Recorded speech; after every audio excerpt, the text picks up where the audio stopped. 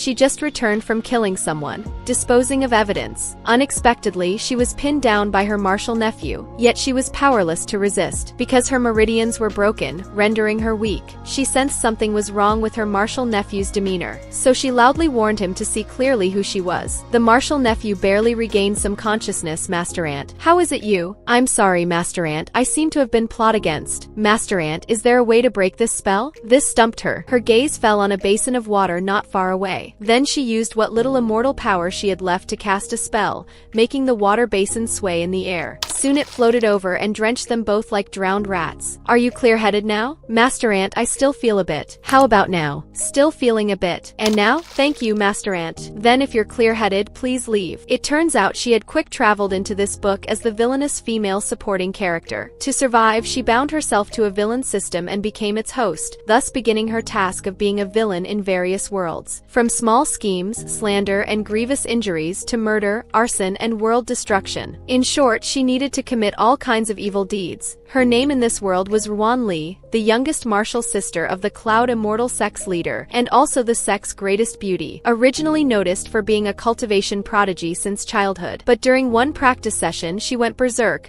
breaking all her meridians and becoming useless. To maintain her beauty, she could only secretly harm fellow disciples to extract their essence for pill refinement. In this world she had 3 tasks. Besides harming fellow disciples, she also had to kill the current sect leader, her senior martial brother, and finally be killed by the male protagonist of the current world, who was her martial nephew from earlier. After all, once you become a qualified villain, being killed by the protagonist is the perfect ending. She had just finished harming fellow disciples, but unexpectedly, when she returned wanting to wash away the bloodstains, she was inexplicably pushed down by her martial nephew. Although her martial nephew had now regained consciousness and was driven out, he kept kneeling outside her door, refusing to leave. Because he thought she was angry, he decided to kneel until she stopped being angry. So she had to open the door again, wanting to send him away, but was immediately met with her martial nephew's sincere apology. Disciple has disturbed an elder, that was wrong. If Master Ant hasn't forgiven me, I dare not leave.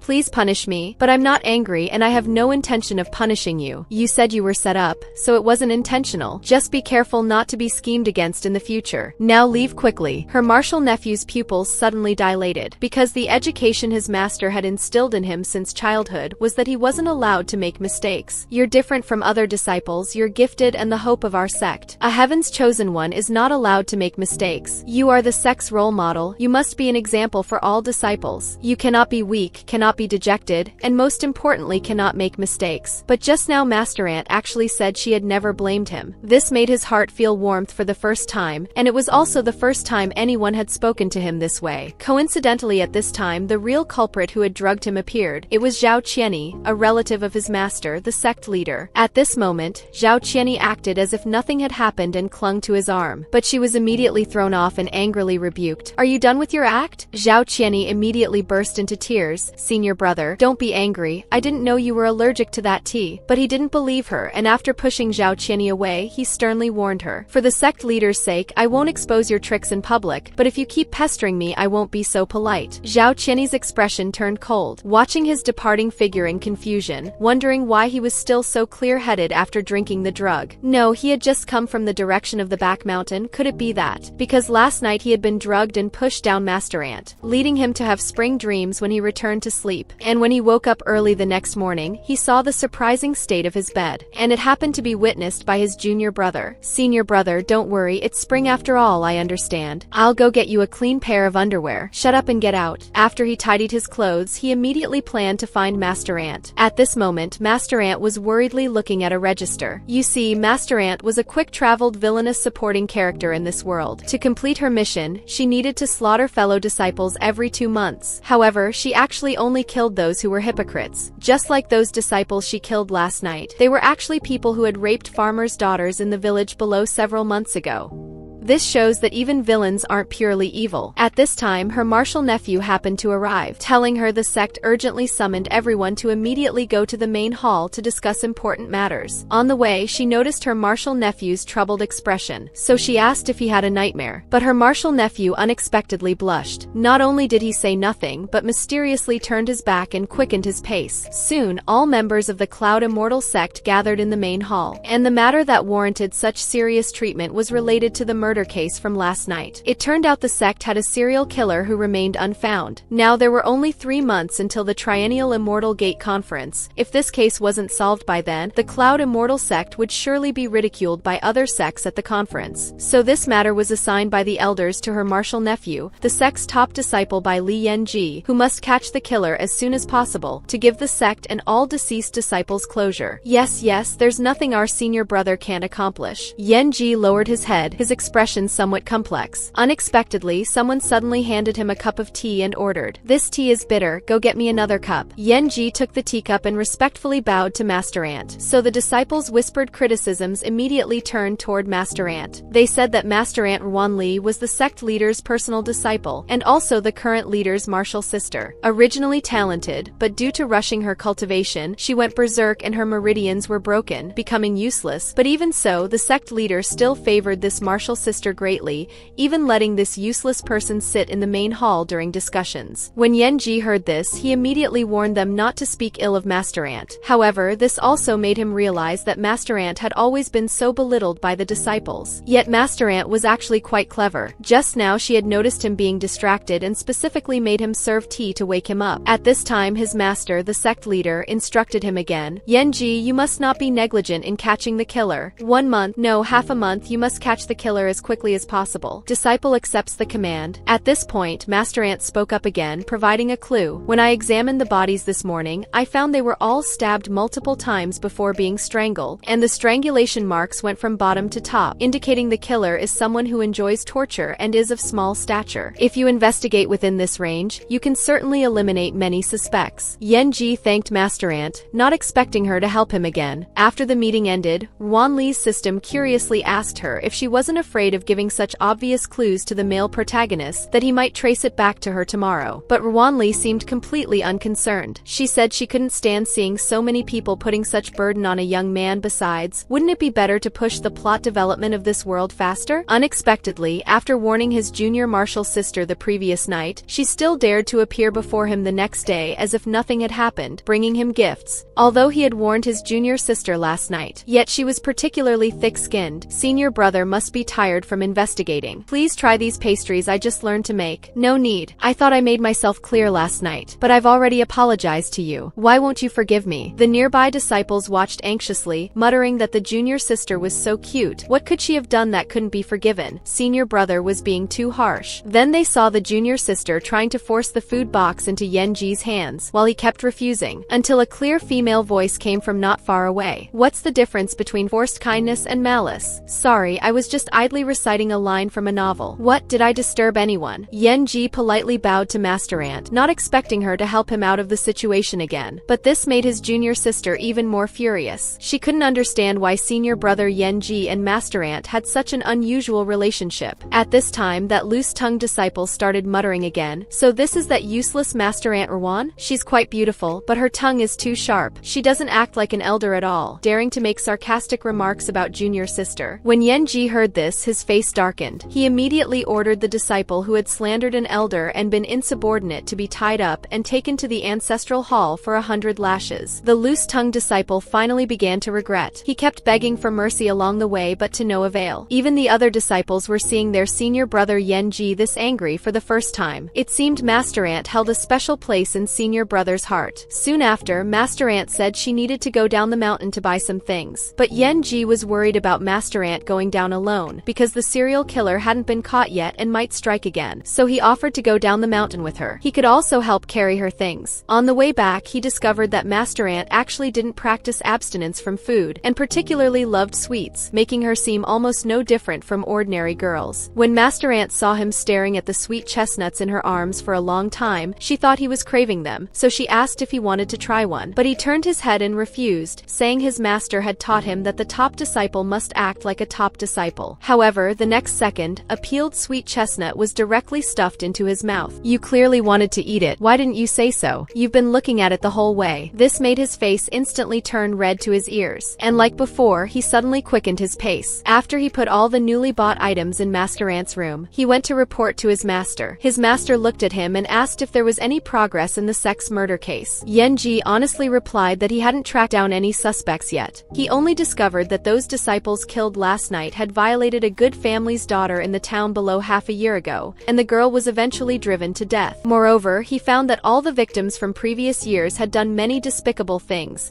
deserving their deaths. Looking at it this way, this killer seemed more like someone carrying out heaven's justice, but different from ordinary people. Because if ordinary people wanted to carry out heaven's justice against extreme evil, they would tend to expose the evil deeds publicly and then hand the evildoers over to the sect for punishment. But this killer was different, choosing to torture and kill the evildoers privately. This shows that the killer probably no longer believed in the sect's authority and justice, which is why they chose to personally torture and kill those evil people. When the sect leader heard this, he was startled, not expecting that the sect had already lost credibility in some people's hearts. So he told his disciple to continue investigating. The Immortal Gate conference was approaching, and the truth must come to light as soon as possible. But Yenji suddenly knelt down, saying he had one more thing to report. Winter was coming soon, but Master Aunt Ruan Li's quarters in the back mountain were very sparse. Without even a single item for winter, could someone be sent to add some things? Hearing this, the sect leader sighed helplessly, not expecting his martial sister to still like keeping everything bottled up inside. This would surely make her ill sooner or later. So he told his disciple to take some disciples with Ruan Li to the Immortal Gate conference next month, just to let Ruan Li relax a bit. She was taken out by her innocent-looking martial nephew to relax, but her task required her to kill someone tonight, because she was a quick-traveled villainous supporting character. If she didn't kill once every 2 months, she would be killed by the system. And now the 2-month deadline was approaching, but there were only about a dozen disciples traveling together. If someone died, her chances of being exposed would certainly increase greatly. But even before she had started acting, she had already incurred the displeasure of almost all the traveling disciples. Why does senior brother Yenji spend all day revolving around Master Aunt Ruan? We can barely even speak to him. At this time, the junior sister in the crowd also happened to glance at her. Then Yenji happened to come to Master Aunt's side again. Master Aunt, we brought back some game from hunting. What would you like me to grill for you? I like rabbit. So Yenji obediently grilled rabbit for Master Aunt. He had thought girls wouldn't have the heart to eat rabbit meat, but Master Aunt was so different. When the rabbit was done, Master Aunt ate it with a happy expression. Yenji watched with satisfaction, not expecting Master Aunt to occasionally show such cute expressions besides her usual indifference. He doted on her, telling her to eat slowly, and if she liked it, he could grill more. This made Zhao Qianni, watching from not far away, even more bitter.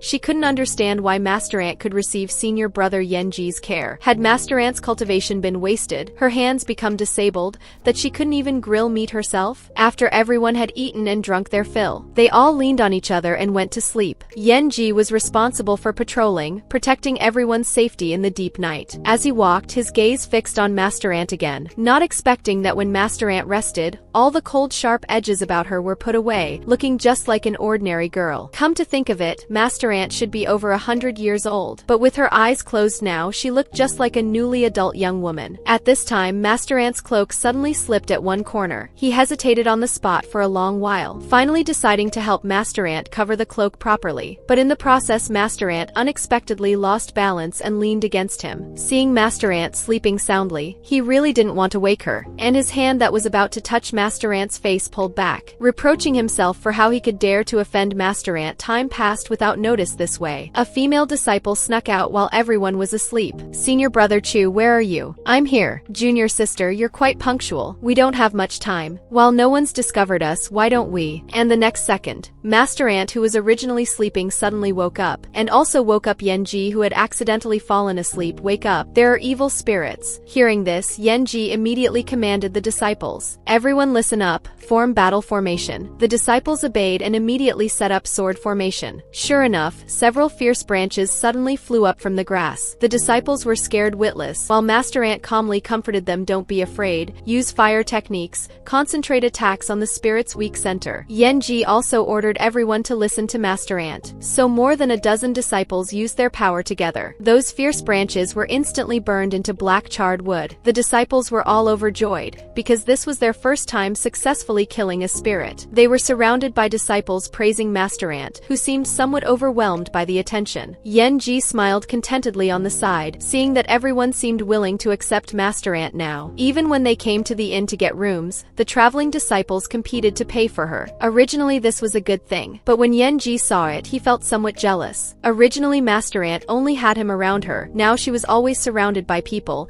truly making him irritated. At night he was bathing in his room, also wondering why he would be unhappy when Master Ant became popular. Suddenly the sound of disciples discussing came from next door. Today when I got close to Master Ant I discovered Master Ant is really cute and not as unapproachable as previously rumored. She's very nice. I wonder what kind of man Master Ant will become Dao partners with in the future. When Yenji heard this he was furious again. That it seemed these junior brothers needed to be properly punished. How dare they have thoughts about Master Ant. At this time there was suddenly a noise outside the door. He quickly put on an outer robe and rushed out. Then he saw a figure dart away. But just as he was about to chase, he saw a freshly killed corpse lying behind him. So he temporarily gave up the pursuit and first examined the body. This disciple's manner of death was almost identical to those killed in the sect before. All were cruelly tortured first, then strangled to death with silk thread. At this time, hearing the commotion, the male disciples all came out. Because the deceased was junior brother Chu, who shared a room with junior brother Qian. So junior brother Qian first came under everyone's suspicion. But junior brother Qian said he really wasn't the killer. He had been sleeping in the room and hadn't heard any noise, and somehow he had slept especially deeply tonight. Suddenly Yenji spoke up to vouch for him, saying the person definitely wasn't killed by junior brother Qian, because looking at the corpse's condition, the neck was almost severed by the silk thread. Since the person was just killed not long ago, the killer's palms would definitely have marks or even blood stains from the silk thread. But junior brother Qian's palms were completely clean without any marks,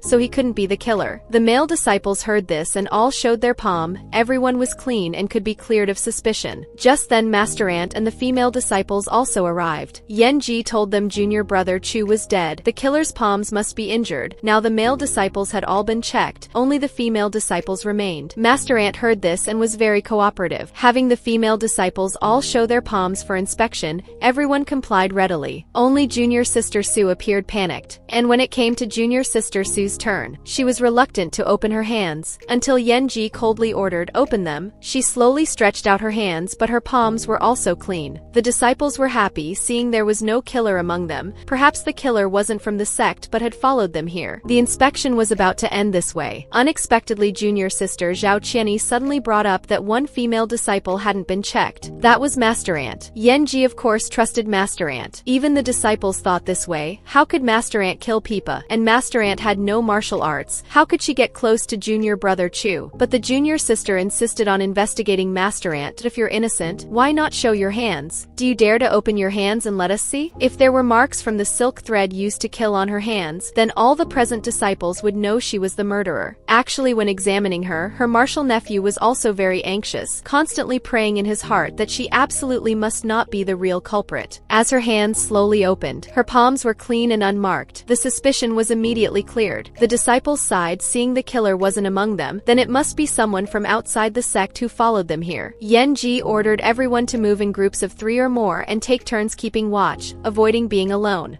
Soon, everyone grouped up and returned to their rooms. Only junior sister Su was still skulking in the corridor, and Yenji happened to be waiting for her outside the corridor, giving her a fright. Then Yenji questioned her, "You did it right? Senior brother, I don't understand what you're saying. The scent on your body is the same as the sleeping incense in junior brother Chu's room, though very faint. But I still caught a whiff when checking your palms, if I'm not mistaken. That incense should still be in your sleeve now, about to dispose of it, right?" Sure enough, the incense bottle fell from junior sister Su's sleeve. Now she was beyond explanation. Yenji asked her why she did this. She had to confess, cursing that senior brother Chu deserved to die, that beast. "At first I accidentally wet some scrolls in the treasury hall. Senior brother Chu agreed to help cover it up and not tell anyone. I thought senior brother Chu was kindly helping me keep the secret. Who knew he had other motives? Almost every month and week, senior brother Chu would use this to blackmail and violate me. Later I found out this was actually senior brother Chu's usual trick. Many female disciples in the sect had suffered his abuse. Even just now in the wild he went overboard. I really couldn't take it anymore. That's why I finally killed him. Things have come to this. I'm willing to admit my crime. If you want to arrest me, then arrest me." "No, you're not the killer. I won't arrest you. Though you drugged them, the person who acted wasn't you. Because with your personality, you couldn't possibly stay calm and leave the crime scene after killing someone. Moreover, your build doesn't match the person I saw leaving the scene. So, did someone help you?" Junior sister Su was stunned. Meanwhile, Master Master Aunt Wanli washed her hands in her room. Those palms revealed obvious marks from silk thread. It turned out she had covered the wounds with rouge when taking people to the crime scene. That's why she wasn't immediately exposed. But at this time, her martial nephew Yenji suddenly came to find her, because Yenji learned through junior sister Su's clues that the killer's build was similar to Master Aunt Wanli's, a woman in black robes. When the crime occurred, besides junior sister Su, other female disciples were in pairs or group. Only Master Aunt Wanli was alone,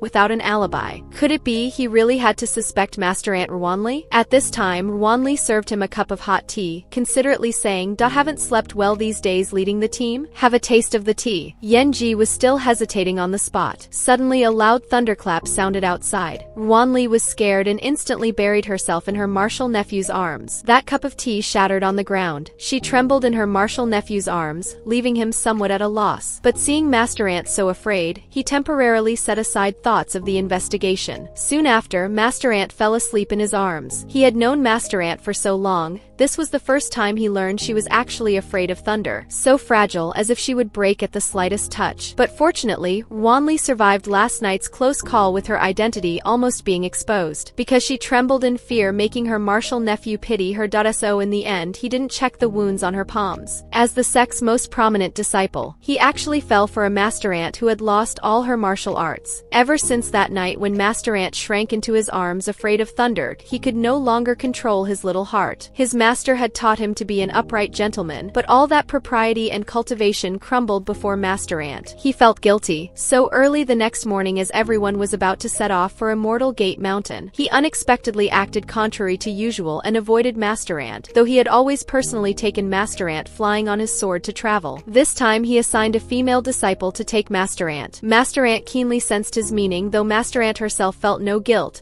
She still followed his arrangement. Soon after, their Cloud Immortal Sect disciples all arrived at Immortal Gate Mountain, and the Immortal Gate Conference would begin in 3 days. The girl servants on the mountain had already prepared chambers for them. At night, when martial nephew Yenji came out for a walk, he unconsciously wandered to Master Aunt's door again. Even he didn't know what he came to do, just instinctively wanted to come here. He felt guilty, thinking if Master Aunt knew he kept dreaming of those scenes, she would probably be disgusted with him. Suddenly, Master Aunt walked out of her room. He was startled, standing there at a loss. Martial nephew Yenji, what are you doing outside? I'm patrolling. So late, where is Master Aunt going? I can't sleep, going out for some air. On the way, Yenji kept following behind Wanli. Wanli thought this martial nephew was really awkward, following neither far nor close, wanting to protect her while also keeping his distance. Suddenly, Wanli's old acquaintance, Immortal Gate Sect leader Zhang Qingfeng, appeared to greet her. Friend Wanli, long time no see. You're still as beautiful and charming as before. Remember me? No, move aside. Wait.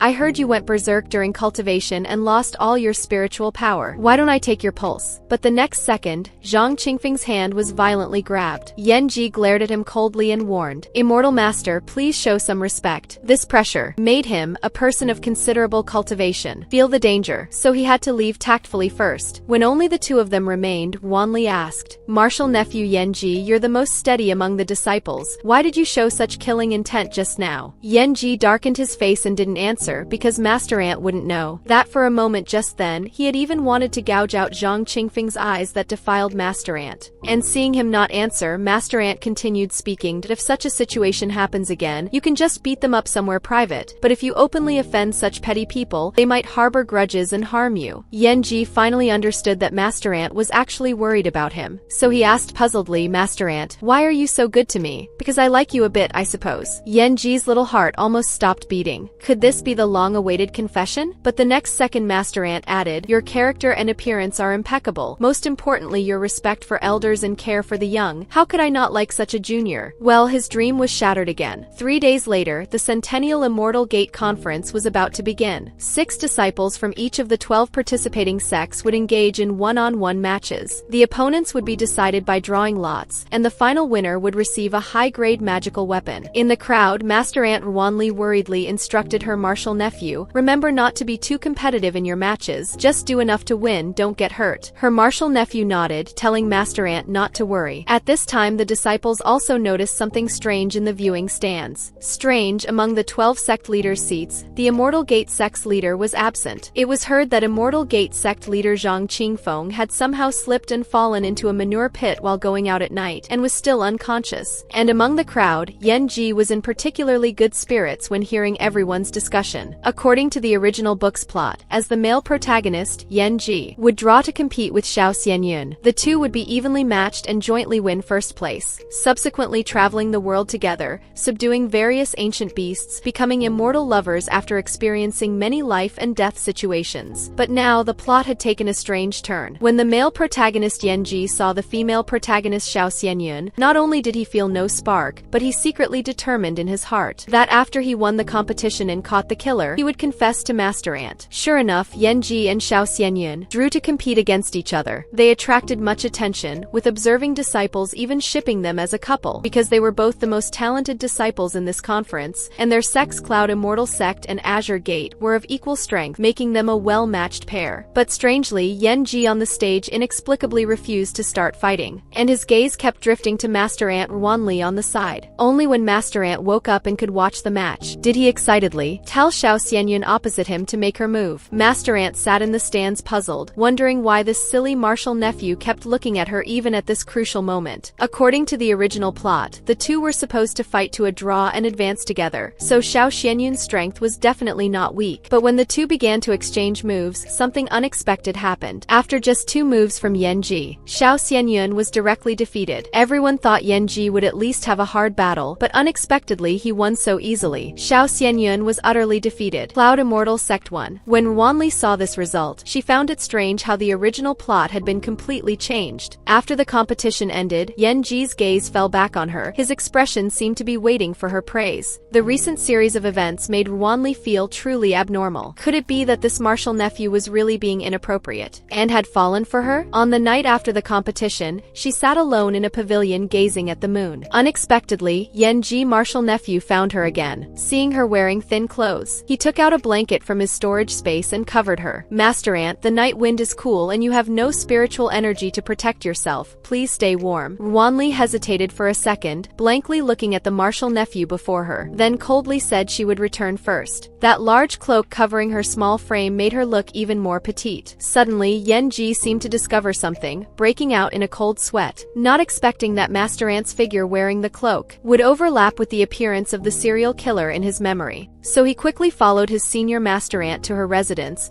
Because he couldn't believe that absurd intuition just now, he found another excuse to stay in the room longer, saying, "These days I feel like I'm about to have a breakthrough but keep failing. Could Senior Master Ant give me some guidance?" The Master Ant agreed without any suspicion. Then she sat on the bed and began checking his cultivation by circulating her energy. During this process, Yen-ji confirmed that besides some true qi in her dandan, his Master Ant truly had no magical powers.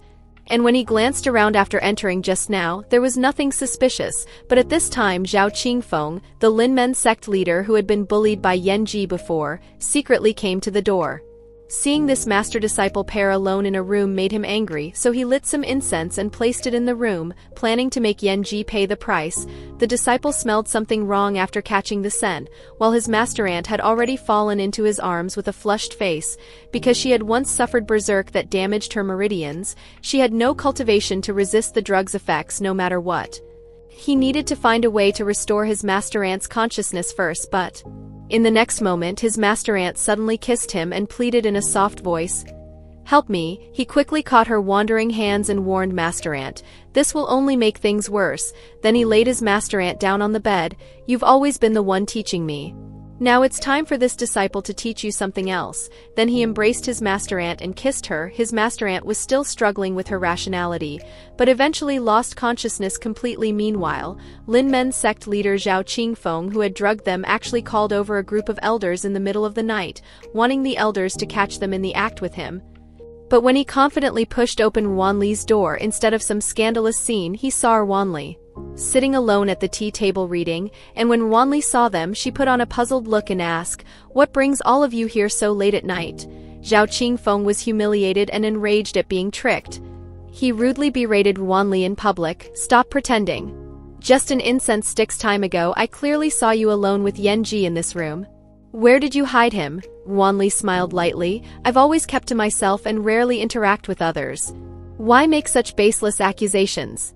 And how did you know someone was in my room?" Zhao Qingfeng was left speechless. He was then dragged away by the elders, who also removed his Linmen sect from the Immortal Gatherings roster. That settled the matter. After everyone left, Wanli called out to the wardrobe behind her. Then Yanji emerged from the wardrobe with a clear handprint on his face. Master Ant, disciple was wrong, leave. Don't tell anyone about what happened today, but Master Ant, I go away. The door slammed shut. Wanli stood at the door, feeling her heart racing. It seemed something had sprouted, and so the Immortal Sect competition lasted for 9 full days, finally ending with Cloud Immortal Sect's Yanji taking the championship. The disciples were all excited to rush back and tell their sect leader this news. But Yanji was thinking about how to confess to his Master Ant. He even sent away the female junior, who was supposed to fly back with his Master Ant, planning to take his Master Ant back himself. After the junior left, Yanji wrapped an arm around his Master Ant's waist and stepped onto the sword. Why are you pressing so close to me? Master Ant, you have no spiritual protection, don't catch a cold in the wind, then why are you flying so slowly? The fog is heavy today, this is safer, Master Ant. If you're cold, you can lean closer to me to stay warm. His Master Ant sighed helplessly, thinking it would be more trouble to expose him, so she let him be, while he was planning in his heart that after catching the culprit, he would resign from his position as head disciple and go to the back mountain to protect his Master Ant in peaceful cultivation. As soon as Yanji returned, he was highly praised for winning at the Immortal Gathering, but his Master Ant was scolded by the elders for having a disciple die while leading the team. Wanli, you useless thing, you actually let my disciple Chu be killed by villains while leading the team. You must be severely punished. You already called me useless, so how could you expect a useless person to protect disciples at this time?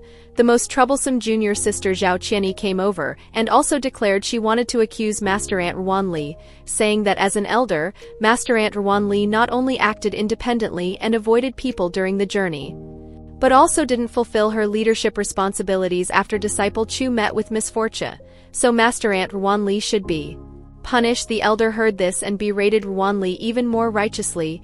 Yanji couldn't stand watching anymore and publicly retorted, "You're the elder who wrote the rules, have you forgotten what you wrote?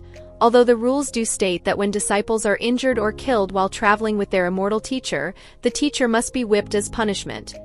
This only applies when the leading teacher had magic and ability at the time to take on the responsibility of protecting disciples. But Master Ant has no cultivation or combat ability at all, so this rule doesn't apply. Moreover, many disciples' abilities improved dramatically after Master Ant's guidance along the way. This is all Master Ant's merit. If someone must be held accountable for failing to protect disciples, then blame me as head senior brother. I am willing to accept punishment." The elder was left speechless with anger. Zhao Qianyi looked surprised. She had originally just wanted to teach Master Ant a lesson, but didn't expect senior brother Yanji to protect Master Ant so much. She quickly explained, "This has nothing to do with head senior brother, it's Wanli, Master Ant's problem." But the next second she was criticized by the other disciples. "Junior sister, be quiet. How long will you remain so willful? You're clearly just slandering Master Ant Wanli without cause.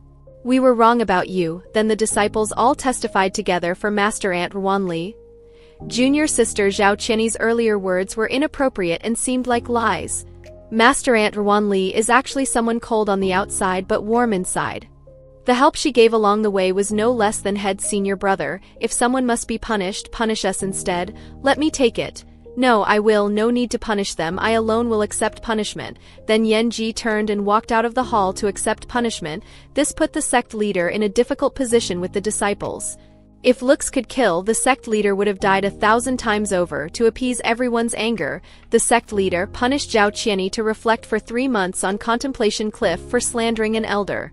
Only then did things slightly settle down. 2 hours later, after receiving his punishment, Yanji returned to his room to heal. Suddenly the door opened, and the visitor was actually his Master Ant. He hadn't made a sound through 80 lashes, but kept crying out in pain as his Master Ant applied medicine, and after his Master Ant finished bandaging him, she mysteriously blushed, hurriedly organized the medicine bottles and prepared to leave, but the next moment his Master Ant's legs suddenly Stiffened, she nearly fell, but fortunately he caught her in time, but accidentally his master ant's hand pressed against a certain sensitive part. He was startled by the stimulation, but his master ant innocently asked if he was okay. Where did he bump into? Let me rub it better. After hearing this, he grabbed his master ant's hand and warned master ant, if you rub it something will happen, then rub it yourself. I'm leaving. Then Wanli returned to her own room and mysteriously took out a pill from above the stove because tonight she had a big task, to assassinate the sect leader. Late at night, she again put on a black cloak and came to a hidden cave. She was lying in wait here, waiting for the sect leader to arrive, but unexpectedly, her disciple Yenji appeared at the cave entrance. Yenji was suspicious of her, asking why she had a dagger late at night. And her current appearance once again overlapped with the serial killer suspect in Yenji's mind. Yenji couldn't believe it. Why did it have to be his master ant at this time? There was another rustling sound at the cave entrance. His master ant quickly pushed Yenji inside and fed him a concealment pill, telling him not to make a sound or ask questions. Then a coquettish female voice came from outside. Master, you're so mean. Yenji didn't expect. Why would his master come here with a female disciple late at night? But then he saw the two kissing passionately and saw his master eagerly remove the female disciple's outer robes, promising to save her the best pills next month after this. After hearing this, Yenji could no longer contain his anger. He never expected his master, who always preached fairness and justice, would use sect resources as bargaining chips to take advantage of female disciples. His master ant sensed his anger and quickly reminded him to stay quiet. And seeing his master ant like this, he wondered if she had known all along. The two pressed close together, while on the other side the master and female disciples' amorous sounds continued. Yenji felt things becoming dangerous. If this continued, he wouldn't be able to control himself around his master ant. But just then his master ant's body accidentally pressed against a certain hard part. Suddenly, his master ant seemed to realize something. Yenji leaned against his master ant's shoulder and pleaded, Master ant, can I lean on you for a while, just for a while? His master ant broke out in a cold sweat, thinking that if this continued, they would eventually be discovered by the master on the other side. So she made up her mind and agreed to help rub her disciple. Her disciple's heart skipped a beat when he heard this. He quickly pulled her into his embrace. Yenji, don't push your luck, master ant. Could you call my name more? Let me go, please indulge me. Yenji. Soon after, the master and female disciple on the other side finished. The female disciple took the opportunity to request from the master, saying she wanted a position, mentioning that she heard Brother Lu, who managed the sect's salary, had died from chi deviation a few days ago. Could she take over? But unexpectedly, the master, who had just been so tender with the female disciple, suddenly grabbed her throat and fiercely warned her that as a pet she shouldn't covet things she shouldn't think about. The female disciple was nearly choked to death and kept begging for mercy. Only then did the master let her go, telling her to remember what he just said. Soon the two left. The master and disciple, hiding in the cave, no longer needed to hold back. They came out of the cave together, the disciple's expression now terrible. His master ant turned back to ask him, what's wrong? Speechless now that you know your beloved master is actually a hypocrite with the face of a human but heart of a beast? Yenji lowered his head, still stammering, unsure what to say, until his master ant laid it out for him. Yenji, everyone has two sides, just like me. I am both your respected master ant, and also the utterly evil serial killer who harmed fellow disciples that everyone talks about. Yenji suddenly looked up with a grave expression. Pointing his sword at his master ant, he said, I want to hear you say it yourself. His master ant replied, as you can see, if I didn't use forbidden pills to maintain this body, I probably would have died long ago. As for those beasts who kill innocents and rape women, if they can be of use to me, why should I act like a living Buddha? Don't think too badly of people, but don't think too well of them either. After all, I'm also a selfish person. If you want to kill me to avenge your fellow disciples, then do it now. Although this confession meant her mission would definitely fail, but dying here by Yenji's hand would surely be less painful than being erased by the system. Might as well die here. But the next moment, what greeted her was not a cold sword, but Yenji's warm embrace. Master ant, don't try to deceive me. The you that I see is not at all someone who kills innocents indiscriminately. You would save a stray cat, not caring about getting scratched. You would also help those in need, generously extending a helping hand. The master ant I see is an upright and kind woman, 1,000 times better than anyone else in this world, according to Cloud Immortal Sect's rules. If evidence can be gathered proving those who were killed deserved death for their evil deeds, then master ant, you definitely won't be Severely punished. Let me gather the evidence, then we can confess everything together in front of everyone. Enough, you really know how to plan for me. But what if the sect leader and elders are determined to execute me? Then I am willing to die in Master Ant's place. Why? Because I have fallen for you. You've protected me many times. This time let me protect you. Wan Li's heartstrings were moved, but the next moment she suddenly raised her hand and knocked her disciple unconscious. She had a complex expression, seriously instructing her disciple. Your life is your own. You don't need to entrust it to others, much less to me. I still have things I must do. The disciple could only watch her silhouette gradually fade into the distance, while constantly crying out in his heart, "Come back, don't do anything foolish." A cultivation genius became a useless person overnight, all because her most trusted senior brother wanted to possess her as his plaything. After that she endured for 5 full years, until today when the time was right. She pretended nothing was wrong and brought a wooden box to take revenge on her senior brother. He made an excuse, saying he had found some good pills to present to senior brother. After hearing this, senior brother brought her into a secret room, then accepted the pills from her hand, opening them. However, there was clearly nothing in the box, but the next moment, Wanli Mirror suddenly drew her sword and stabbed it into senior brother's chest. Senior brother looked incredulous, asking if her cultivation had recovered. She coldly replied saying no, she had just taken a spirit-gathering pill, converting all these years of vital essence into 1 day of cultivation power. The sect leader was shocked, never expecting she would choose to take a spirit-gathering pill, that forbidden drug that would leave one's soul destroyed and senses wasted when the effects wore off. Doing this, does it mean you're not planning to leave yourself any way out? When you destroyed me back then, did you leave me any way out? That year I was only 13 and saw you as an elder brother. But just when I was about to break through a critical point in cultivation, a mysterious person suddenly broke into my room and shattered my dandan. In the chaos, I scratched a wound on that person's neck. Since then my cultivation was ruined, with no possibility of cultivating again in this life. That night I was troubled and came to find you, senior brother, to clear my mind, but on your neck I saw the scratch marks I had left on my attacker.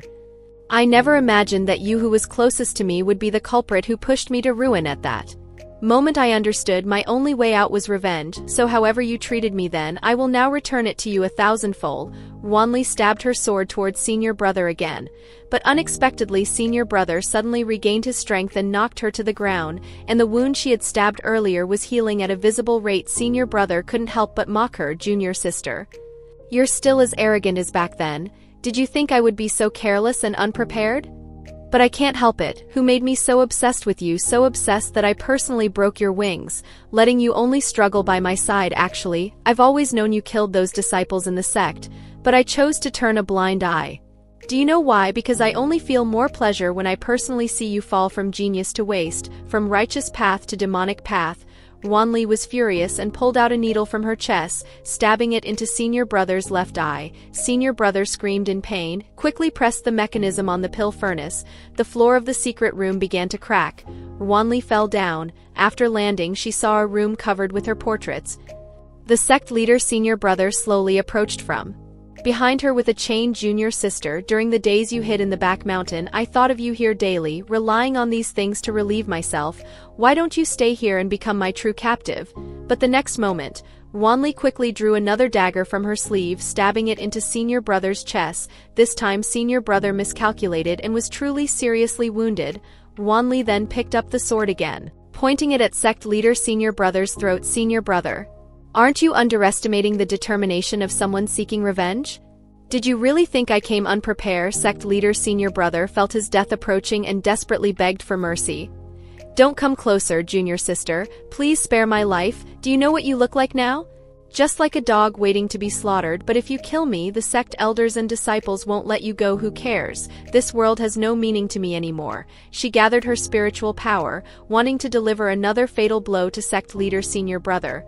But the next moment, her disciple suddenly appeared and stopped her. She saw the wound on her disciple's wrist and realized that her disciple had hurt himself. To regain consciousness and catch up, her disciple took the sword from her hand and pointed it at her. This made her break out in a cold sweat, because if she didn't kill sect leader senior brother first before being killed by her disciple, her mission would be considered failed and she would be completely erased by this system. While sect leader senior brother was now laughing madly. Disciple Yenji, you came just in time. Quickly capture this bitch and avenge your master. The next moment, her disciple raised the sword high above his head. Wanli closed her eyes, thinking this was all over, but unexpectedly, the sword changed direction in midair, slashing towards her sect leader's senior brother. This was completely unexpected to Wanli. Her disciple actually chose to help her. Sect leader's senior brother was now dying. Disciple, no, Yanji, you dare commit the crime of killing your master. Why wouldn't I dare? You seriously injured Master Ant, humiliated fellow disciples, abused private power, treated lives as grass. Dying 100 or 1,000 times wouldn't be enough. But one thing, you don't deserve to die by Master Ant's hand. The sect leader suddenly understood something and laughed madly. You rebellious disciple, you actually committed incest and fell for your Master Ant too, you two. Ah! Yanji coldly thrust his sword into sect leader Master's heart, no longer giving him chance to verbally insult his Master Ant. Then he turned back to comfort his Master Ant. Don't worry, no third person will know about tonight's events. Are you going to cover up for me, yes and no? Before I entered the true secret room, I didn't understand why Master Ant wouldn't let sect leader Master and the elders uphold justice. But now after personally seeing everything here, I understand. Sect leader Master himself was an evil ghost. If it were me, I probably would want to personally cut him into 1,000 pieces, even more than Master Ant did. Master Ant, disciple is unfilial, already deeply in love with you, Master Ant. Please indulge me. Wanli's face reddened for a moment, but she quickly hid her expression. You like me? Do you know how many lives I've taken? Someone as vicious as me is already in hell. Your affection should stop here. But even so, her disciple still resolutely took her hand. Then I'll go to hell with you. I now also have blood on my hands. We're in the same boat. I'm willing to go to hell with you. Trust me, Master Ant, I won't let you get hurt again. Wanli hesitated for a moment. But she was ultimately just an outsider in this realm, a malicious supporting character sent to complete a task. Finally, she reached out and took her disciple's sword. Then in the next moment, she drew it across her own neck and fell down. Her disciple frantically rushed over, asking why she did this, and kept pouring spiritual energy into her, trying to save someone at death's door. She used her last breath to explain to her disciple. Don't waste your spiritual energy. My lifespan was ending. I wouldn't have lived past tonight anyway. Yanji, my death isn't a big deal. After I die, push all the blame onto me. Remember, I killed everyone, while you are the gifted disciple who eliminated this murderer. This is my last and only request. With that, she completely lost her vital signs, leaving only her disciple holding her, weeping bitterly. The current realm's mission was perfectly completed, harming fellow disciples, killing the sect leader, and finally dying by the male lead's sword. Who would have thought that after all the twists and turns, the mission would end this way? Soon she would move on to the next realm to continue her tasks, but as she was leaving, she looked back at Yanji one more time. What a fool! 3 days later in this realm, Yanji officially became the Cloud Immortal sect's leader. With his ascension, the scandals of the former leader and dead disciples were all investigated. All the hidden evils were dug up and displayed before everyone, shocking the entire sect. Yanji enforced the law strictly, thoroughly reorganizing the Cloud Immortal sect. Ruling with virtue in just 3 years, he developed Cloud Immortal sect into the continent's #1 sect, and after 100 years, living up to his title as Heaven's Chosen One, he diligently governed and truly became the undisputed #1 in the cultivation world. However, he never took a cultivation partner for his entire life. She had just died by the male lead's sword in this world, and in the blink of an eye was in the next world, stepping on the male lead's toes. It turned out she was a malicious supporting character traveling through various worlds. Her task was to move through 3,000 worlds as an antagonist, ultimately to be killed by the male lead. But what she didn't know was that the male leads in these worlds were actually all the same person, that is, Dr. Bailey, who developed this quick transmigration system to test the system.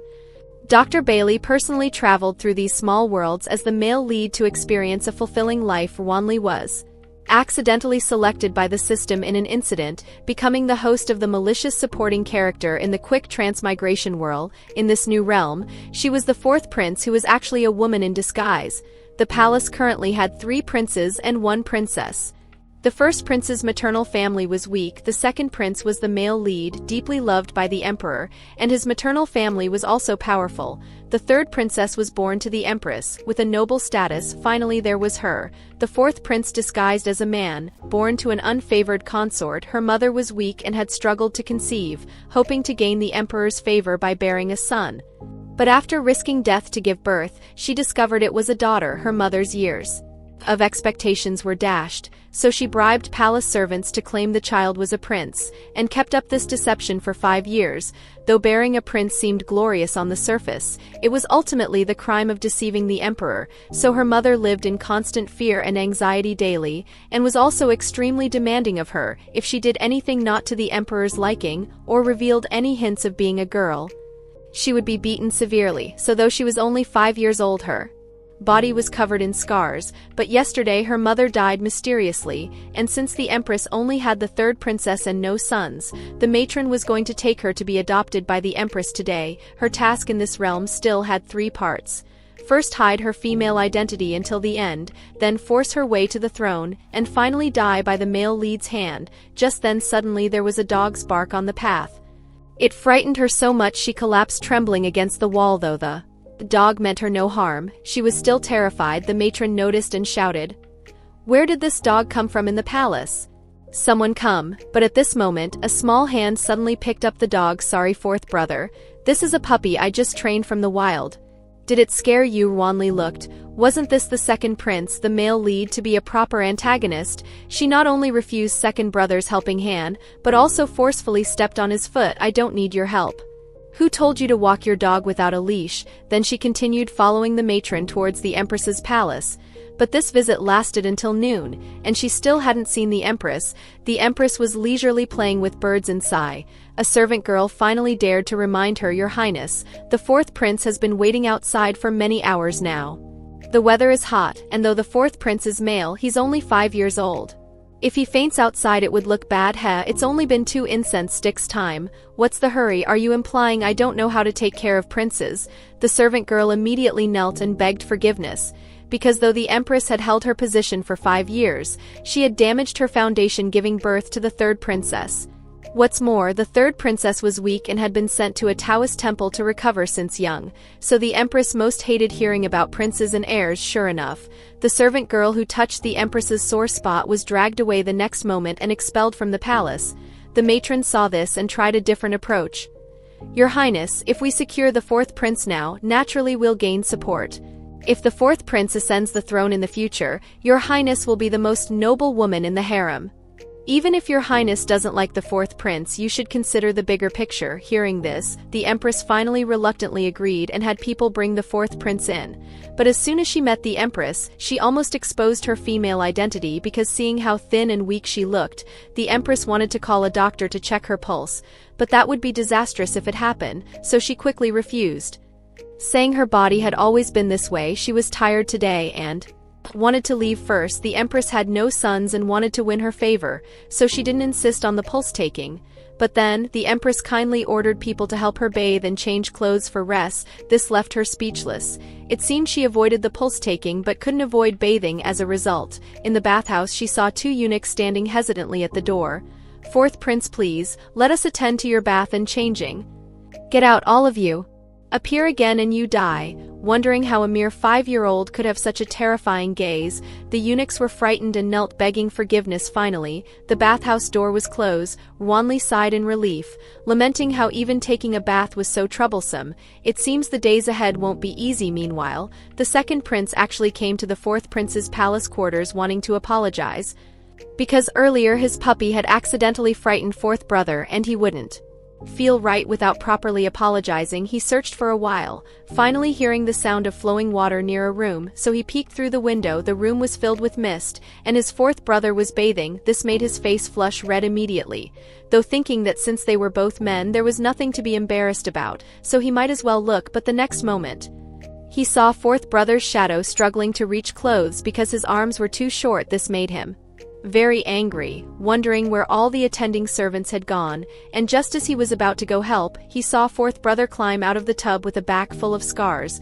This shocked him deeply, wondering what fourth brother had been through, so he waited right outside the bathhouse, finally waiting until fourth brother finished bathing and came out. He was worried fourth brother had been abused by the servants, so he ran after fourth brother's footsteps. However, fourth prince had actually already noticed second prince's presence. She just didn't want to expose him, not knowing why second prince was following her. Could it be he was still holding a grudge about her stepping on his foot earlier?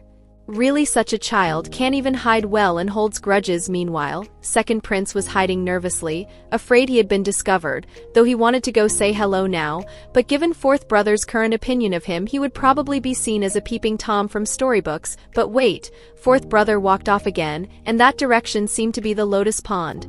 That area was secluded and fourth brother wasn't good at swimming. What was he going there for? After reaching the lotus pond, he lost track of fourth brother. With no choice, he exposed himself and started calling out loudly, "Fourth brother, where are you?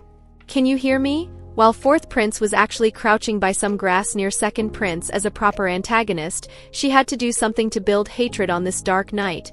Then she forcefully threw the stone in her hand. There was immediately a splash in the lotus pond. Second prince quickly turned around, thinking fourth brother had fallen in, so second prince rushed anxiously towards the pond wanting to save her, but the next moment, he tripped over a branch she had deliberately placed and fell into the water. Seeing second prince struggling in the water, she deliberately stood at the shore, because she wanted second prince to know she did this and remember to hate her. As for second prince's safety, the lotus pond wasn't actually deep, probably only waist high, he wouldn't be in danger, but when second prince escaped, he actually hadn't seen her as the culprit at all.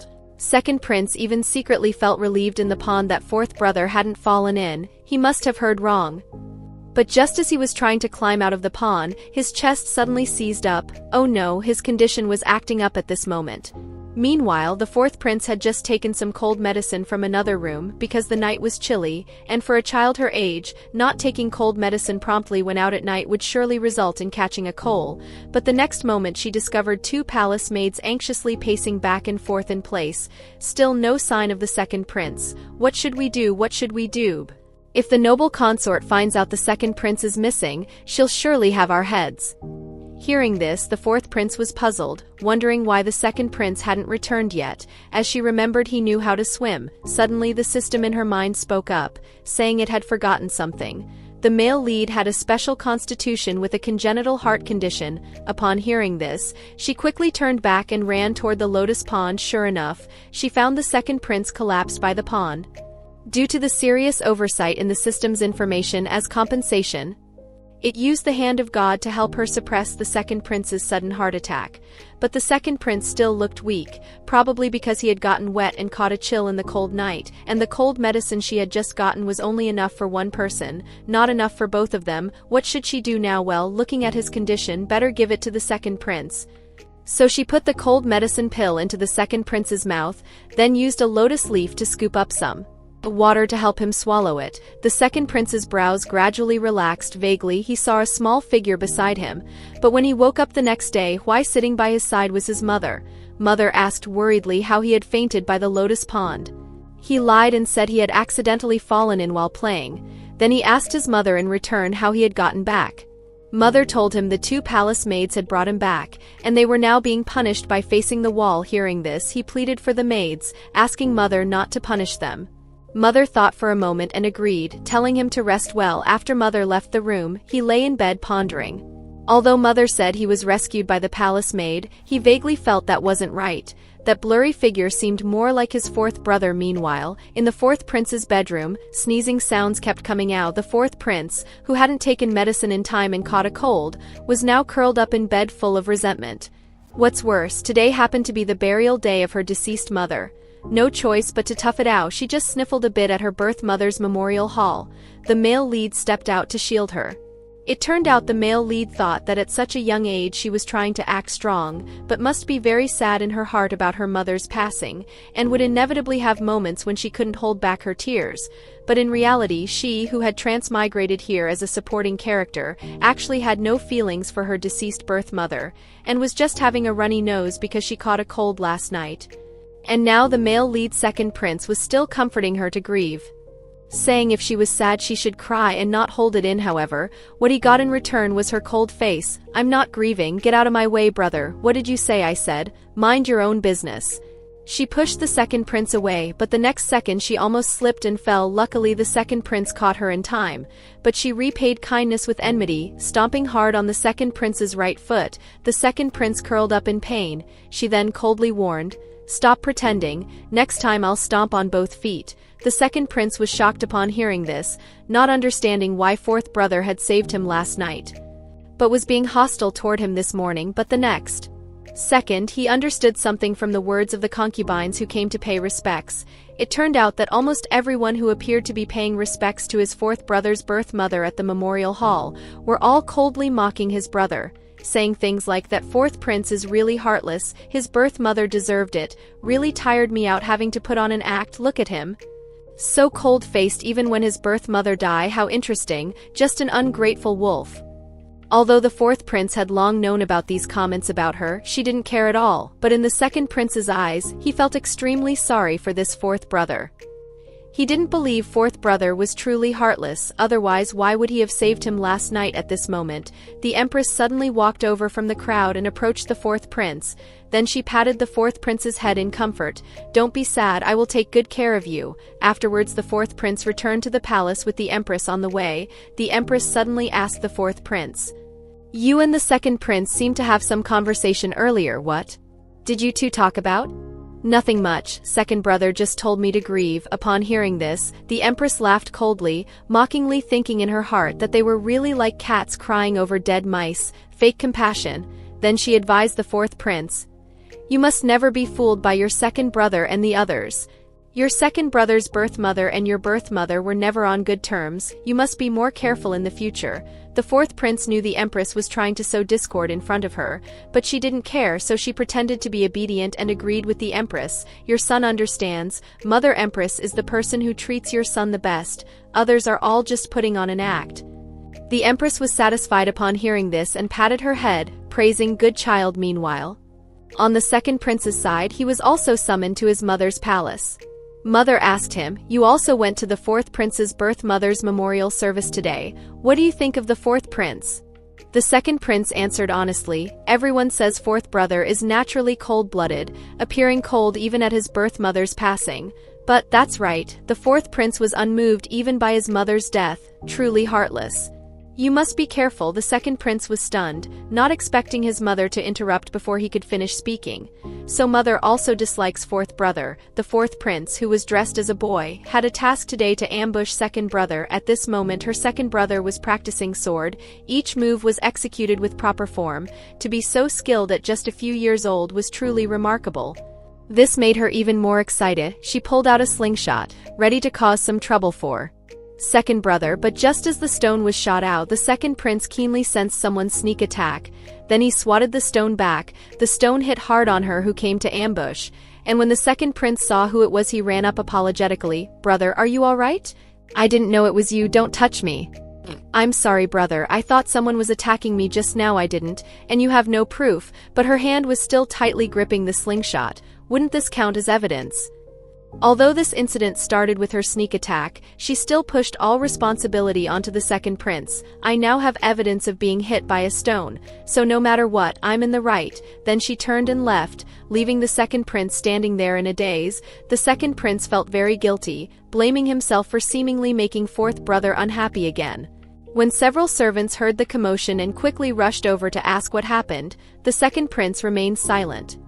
Suddenly a poisonous snake crawled over on a tree branch, and the next second the snake bared its fangs to attack. The second prince noticed and quickly cut the snake into several pieces, and it was then that he realized. Fourth brother must have noticed early on that there was a poisonous snake in the tree, and the sneak attack earlier was to save him. Heavens, fourth brother is so warm-hearted. Meanwhile, the fourth prince, who was walking back to her residence, suddenly sneezed. She was very puzzled, wondering if she had caught another cold. After returning to her room, she opened her clothes to treat the bruise from being hit by the stone earlier. Her collarbone was all black and blue, but she didn't make a sound. Suddenly a maid came to report from outside that second prince had sent medicine and many supplements for her. But upon hearing this, she impatiently told the maid to throw them all away, because her every move was now being monitored by the empress.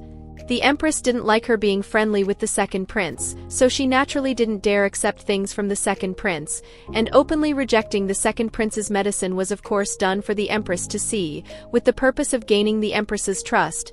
After all, the empress could no longer bear children, and she was the empress's only piece. Sure enough, when the empress heard that as the fourth prince, she was quite displeased with the second prince and had thrown away the medicine sent by the second prince, she was greatly pleased. It seemed the fourth prince was someone who could see the situation clearly and hadn't disappointed her expectations. It was time to properly cultivate him. Then she instructed the nanny to make preparations. In a few days she would let the fourth prince attend classes with the other princes at the imperial study. As soon as she entered the imperial study, she looked around and saw the second prince was also there. Being surrounded by classmates, it turned out the second prince was writing. His excellent calligraphy drew admiration from the surrounding classmates. She then took this opportunity to choose the seat in front of the second prince, then deliberately leaned her chair back hard. The ink on the inkstone spilled all over the second prince's newly written characters. The second prince looked at her in surprise. The classmates were also startled. She carelessly apologized, saying it wasn't intentional. Surely second brother wouldn't blame her. The second prince's face darkened. Thinking of how fourth brother had thrown away all the medicine he sent last night, he guessed fourth brother must still be angry about the garden incident. Never mind, he quietly told fourth brother he was sorry, that he had overstepped. She pretended to help him clean up the desk, but threw the inkstone to the ground, then pretended to help clean the paper, but used her ink-stained hands to repeatedly crumple the paper. Finally, she looked up at the second prince with innocent eyes and apologized. "Brother, please don't misunderstand. I really just wanted to help," but anyone could see she was clearly doing it on purpose. The scene immediately fell into a tense atmosphere. Seeing that the second prince seemed to be really angry, the fourth prince felt pleased in her heart, thinking finally her efforts had paid off. But the next second, the second prince just patted her shoulder and advised, "Be more careful in the future, don't be so careless anymore." This made her speechless, not realizing that this person, the second prince, was actually a ninja turtle. At this moment the class bell rang. After a full day of classes, the classmates couldn't help discussing the strange phenomenon in class today. The usually clever second prince was distracted all day, unable to answer even simple questions, while the fourth prince, who came for the first time, performed outstandingly, answering everything fluently. However, the fourth prince seemed to be constantly targeting the second prince. Meanwhile, after class, the second prince suddenly called out to the fourth prince, with a serious face, saying he wanted to talk. Perhaps there were some misunderstandings between them, but she directly threw him a cold look, saying there weren't any. So the second prince asked why she was acting like this today. She shouted angrily, "Because I've never accepted it. I'm not worse than you. Why are you always ahead of me in everything?" The second prince was stunned upon hearing this, seeming to suddenly understand something. Watching fourth brother's angry departing figure, he fell into deep thought. After the fourth prince had attended classes for several days, the empress summoned her to ask question. The empress asked how her studies were going. She reported truthfully, "Father Emperor is very satisfied with my studies, but says my poems have too much killing intent. He only likes second brother's poems and even specially rewarded second brother." Upon hearing this, the empress advised her, "Since your father doesn't like your poems having too much killing intent, you should be more careful in the future. You must make sure to please your father and absolutely cannot fall behind others, especially the second prince." To bully the second prince, she decided to take more serious measures. Privately gathering most of the students from the imperial study through threats and inducements, she got these classmates to help her bully the second prince together. At this moment, the second prince was reading in the courtyard. Suddenly there came rustling sounds from the nearby bushes. Then he was surrounded by his classmates. He colded his face and asked what they were doing. The fourth prince appeared from the crowd, responding, "I heard second brother's martial arts are excellent. We've come specially to learn from you." Then at the fourth prince's command, the classmates all rushed at the second prince, but the second prince just slightly raised his hand, and the biggest student was directly sent flying. Then he lightly touched his toes and leapt up from the ground. The classmates who had surrounded him were all knocked down where they stood in just a few seconds. Almost everyone who had come to challenge him was defeated, and by just one person. He looked sternly at the fourth prince and spoke, "Fourth brother, can we talk properly now?" The fourth prince's face darkened, looking like she had no intention of talking properly. The next second, she suddenly pounced forward and bit hard on the second prince's leg. The second prince bit down on his teeth in pain. The classmates who saw this all shouted that don't do that, but she still wouldn't let go, still glaring fiercely as she locked eyes with the second prince. The second prince questioned whether she wasn't afraid he would report today's incident to Father King. However, she wanted nothing more than for the second prince to hate her to his bones. But unexpectedly when the guards arrived, the second prince still chose to protect her as usual. Even though she had bitten him, the second prince lied to the guards saying he was just chatting with her here. After the guards all withdrew, the second prince again gently reached out his hand wanting to help her up, saying she was still young and hadn't learned martial arts, naturally couldn't beat him, but he would wait for her to grow up. Wait for her to defeat him fair and square. But despite the second prince treating her so tolerantly, she roughly slapped away the second prince's hand and left dissatisfied. This was the first time since undertaking so many missions that she had been so exasperated to this degree. She really didn't know how long this childish troublemaking game would have to continue.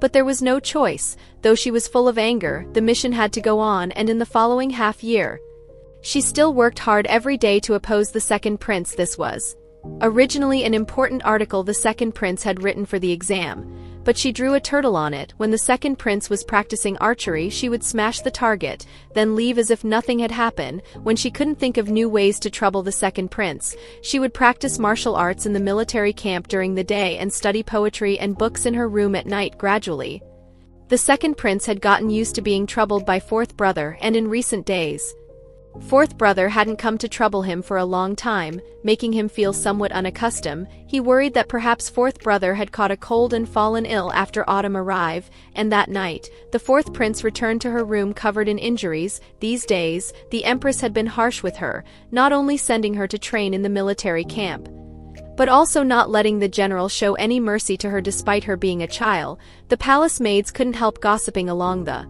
way, saying the fourth prince always came back these days with bruises all over, and the empress didn't stop it at all, only caring about the fourth prince being excellent. After all, he wasn't her own child, and these words were all heard by the second prince who had come to visit. So he came to the imperial hospital halfway, planning to get some medicine before going to see fourth brother. But before he could enter the imperial hospital's door, his mother suddenly appeared and stopped him and sternly questioned what he was doing here so late at night. He knew mother didn't like fourth brother. If she knew he was here to get medicine for fourth brother, she would surely be furious. So he deliberately lied, saying he was just passing by, but his mother had actually already seen through his little thoughts and pointed out that he shouldn't think mother wouldn't know just because he didn't say. He had been indulging that little wolf cub fourth prince all along, and what had been the result? He had been so tolerant toward that fourth prince, but how had fourth prince treated him in return? What the palace people had been saying these days, did he still not know? The second prince was stunned. Scenes of fourth prince's hostility toward him over the past flashed through his mind. Perhaps fourth prince truly did hate him. And his mother was still continuing, saying that they were naturally at odds with the empress's faction. Since he was born into the royal family, then he and fourth prince were destined to be enemies, and was it really worth it for him to lie and deceive his mother for such an ungrateful wolf cub? The second prince lowered his head upon hearing this, his hands tightly gripping his clothes, then was ordered by his mother to return to his room, and had people watch over him, not allowing him to come to the imperial hospital these days. But the next day, he snuck out of the city under the pretext of going hunting to make a blanket for Father Emperor. When his mother heard he was going out to please the emperor, she didn't pursue the matter further, and in the forests outside the city, he had barely hunted for a while before deciding to act alone. Telling the servants behind him not to follow, he saw something rustling in the bushes not far away. He drew his bow and aimed, but in the next second saw that it was actually a white fox pitifully licking its wounds. His heart softened, because the white fox's appearance of licking its wounds alone reminded him of fourth brother. His fourth brother was also like this, losing his mother at such a young age, his body covered in wounds, so he spared this white fox, and a plan also naturally arose in his mind, and by afternoon, the entire imperial hospital was in chaos. Word spread in the palace that the second prince had suddenly had a heart attack while hunting on the mountain and fallen from his horse. The noble consort was greatly angered because of this, but unexpectedly the next day the injured second prince still came to class. The students all gathered around the second prince chattering, asking about his condition, and someone even asked, next month would be the archery competition. The second prince had always been first, what if he came in last? Unexpectedly the second prince said it was fine, after resting for a few days he would naturally recover. Then he looked up, his gaze falling on the fourth prince, but the fourth prince turned away and sat down at the desk in front of him. The study hall was still noisy. Soon the teacher came to start class. After half a day of lessons ended, the second prince suddenly called out to the fourth prince, then took out from his sleeve the best ointment for treating external injuries from the Imperial Hospital because he knew fourth brother had been constantly sent to train in the military camp lately, getting injuries all over, so he told fourth brother to take it back to use, but unexpectedly this kindness was met with fourth prince's cold treatment. Second brother, are you showing pity? Is it that just getting a bit of your favor would be the greatest fortune for an unfavored prince like Meej? The second prince suddenly froze, his hand holding the medicine bottle suspended in midair. Then he apologized to his fourth brother, saying he had meddled too much in others' affairs. He placed the medicine bottle on the table, letting fourth brother dispose of it as he wished, and after he left, the fourth prince glanced at that medicine bottle, but ultimately didn't take it until this day she overheard the truth about the male lead's injury near the Imperial Hospital. It turned out that the second prince's claim of suddenly having a heart attack and accidentally falling off his horse was complete nonsense, because the second prince's heart condition had already been cured. He must have fallen on purpose. This made her eyes unconsciously darken. Then she secretly went back to the imperial study to take back the medicine that the second prince had given her but she had rejected earlier. Although she cursed the second prince as an idiot, a seed had unknowingly sprouted in her heart the next day. She finished another day of brutal training in the military camp, and in the following half-month, the general had special matters to attend to and allowed her to go back and rest for half a month, after which he would return to check her horsemanship and archery. After she struggled to bid farewell to the general, she climbed back into her carriage. The next second she collapsed weakly. Her abdomen kept throbbing with waves of sharp pain, but fortunately she had managed to hold on in front of the general just now. Otherwise, if the general had known and sent her to the Imperial Hospital for the physician to examine her closely, her secret of being a girl dressed as a boy would have been exposed. After the carriage arrived at the palace gate, she got off intending to walk back alone. Her small footprints were left deep and shallow in the snow. She tried her best to hold her abdominal wound as she hurried back, but halfway there, very unfortunately, she ran into the second prince. The second prince suddenly came up and asked her why she was here, but before she could answer, her abdomen suddenly sent a sharp pain. The second prince worriedly asked what was wrong. If she was injured, she still fiercely told the second prince to mind his own business, but her walking steps were clearly much more unsteady. Just as a gust of wind blew past, she fell down. The second prince quickly rushed forward and caught her, but found that although she had grown much taller, her body was very thin and light, and at this moment, she was using all her strength to wave her hands, trying to break free from the second prince's embrace, but the second prince picked her up in one motion, intending to personally send her back. It's over. Her vision started to blur, and her throat could barely make sounds. She only heard the second prince say one last thing before fainting: "Don't be afraid. I definitely won't let anything happen to you." Then she passed out. The second prince quickly carried her unconscious form back to her room. The palace maids guarding the door were all shocked when they saw this, whispering, weren't the second prince and fourth prince always like fire and water? How did they end up together? After the fourth prince was sent back to her room, the second prince quickly covered her with blankets, then shouted behind him, "Where's the imperial physician? Has the imperial physician arrived yet?" But obviously the imperial physician still hadn't arrived. The second prince looked worriedly at fourth brother on the bed, thinking, sure enough, the empress wasn't fourth brother's birth mother after all. She just treated fourth brother as a chess piece. Not long after, the imperial physician finally arrived tardily. The second prince quickly ordered the physician to examine fourth brother's abdominal wound. After taking her pulse, just as the physician was about to lift her upper garment to examine her abdominal wound, she who was unconscious just a moment ago immediately woke up and grabbed the physician's hand in one motion, ordering him to get out. The second prince quickly walked over, telling her to let go. The physician was here to treat her wounds, but she forced herself to sit up, telling the physician to just prescribe some medicine for internal injuries. No need to examine her body. Seeing her like this, the second prince asked why she was being so stubborn. She was already weak to the point of fainting. Since the physician was here, why not let him take a look? She had no choice but to mock the second prince again. "Second brother, isn't your concern a bit overboard today? Or do you just want to see me make a fool of myself?" The second prince was stunned upon hearing this. The atmosphere immediately fell into silence. A moment later, the second prince turned and walked out the door, telling her to take good care of herself. And as she watched the second prince's dejected departing figure, her heart also felt quite uncomfortable, but with the mission above, she had no choice but to act this way. Then she had the physician prescribe several doses of medicine to promote blood circulation and treat internal injuries, and dismissed everyone else in the room. Time flew by like a white colt passing through a crack, and several years passed. The princes had all grown up, and the fourth prince's martial arts had also greatly improved compared to before. She was seen wielding a whip in the garden. But the next second her whip was suddenly caught by the second prince. She had no choice but to put away her whip boldly, saying sarcastically, "Second brother is really free, able to run into me every time." The second prince praised her martial arts, saying, "Fourth brother's martial arts have truly become more and more advanced." But the fourth prince laughed coldly. "What are you saying, brother? You are now the prince most favored by Father Emperor. Your etiquette, music, archery, writing, and arithmetic are all above mine." But hearing this, the second prince told her not to say that. Father Emperor actually valued her very much too, but she deliberately misinterpreted the second prince's meaning. "Hee, I know I'm not as good as you now. No wonder you have to run into me after every time you pay respects at the palace. Your purpose is just to show off, right?" The second prince was helpless, feeling that fourth brother seemed to have grown more and more distant from him over these years. Then fourth brother waved goodbye, saying the poetry gathering was imminent, so he wouldn't keep him company. The guard beside the second prince secretly asked the second prince why he bothered. The fourth prince was of crooked character.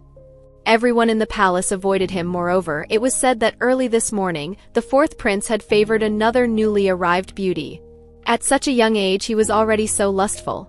Upon hearing this, the second prince's face immediately darkened. He then warned the guard not to speak nonsense, and after he returned, Mother was again nagging beside him. He had a distracted look. His mind kept echoing that line about his fourth brother favoring another new beauty early this morning, until Mother suddenly called out sternly, "Are you listening to what I'm saying?" Only then did he come back to his senses. Mother found it very strange, thinking this child had become more steady after growing up, but his thoughts were increasingly hard to guess. Then, she deliberately announced in front of her son that he was not young anymore. It was time to choose a prince consort.